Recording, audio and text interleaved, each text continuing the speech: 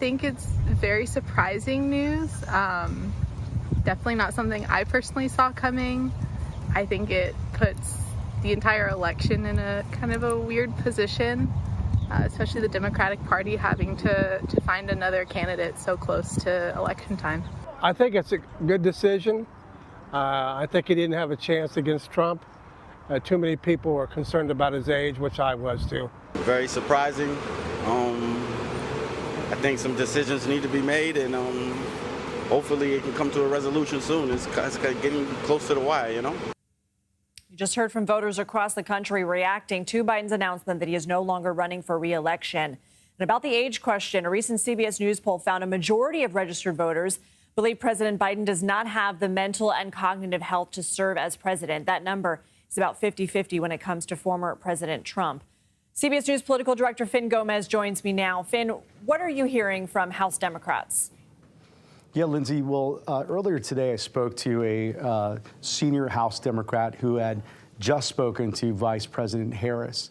And during that call, I am told, the Vice President said that she did not want a coronation to the nomination, specifically saying the word coronation, which I think is notable because we do know that the DNC and other Democrats have been organizing and are on a trajectory, if you will, to have a virtual voice call in early August.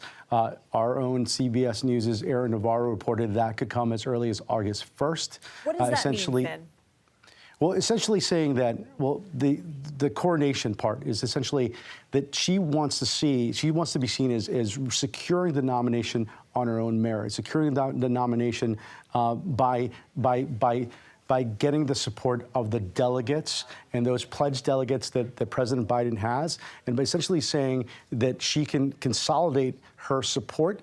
And we've already seen momentum surrounding the vice president. We've seen the momentum when you see the Congressional Black Caucus and other really top Emily's List and other top organizations, Democratic stakeholders who are part of that crucial foundation for any Democratic presidential run. You're already seeing that foment in support for her. So essentially, by saying she does not want a coronation, she is saying that she can get this on her own. And essentially, that looks better, frankly. Like if you can, by making one of your top issues that former President Trump, against former President Trump, is that he's a threat to democracy, by perhaps going the avenue of going through a virtual roll call where the DNC and the delegates essentially nominate her in that call ahead of the convention, it goes against that same argument. So that's a very notable part of this conversation. It's something we should look to see what happens in the next couple of days with Vice President Harris and her allies.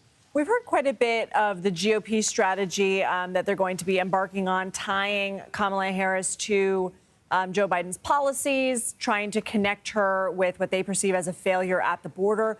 What does she bring to the campaign? What are they afraid of? That's a great question.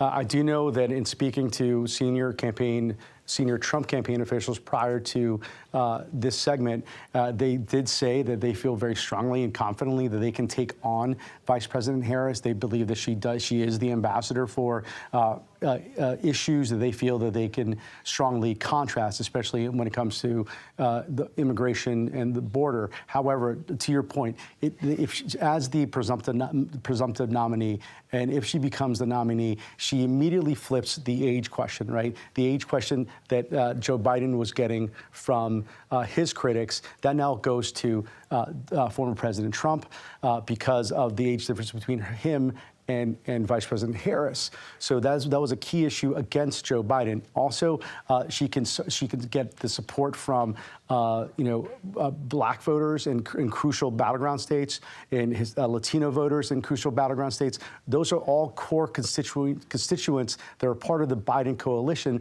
that she needs to win in November. And perhaps reigniting some of the passion toward the reproductive rights argument. Fin Gomez, thank you.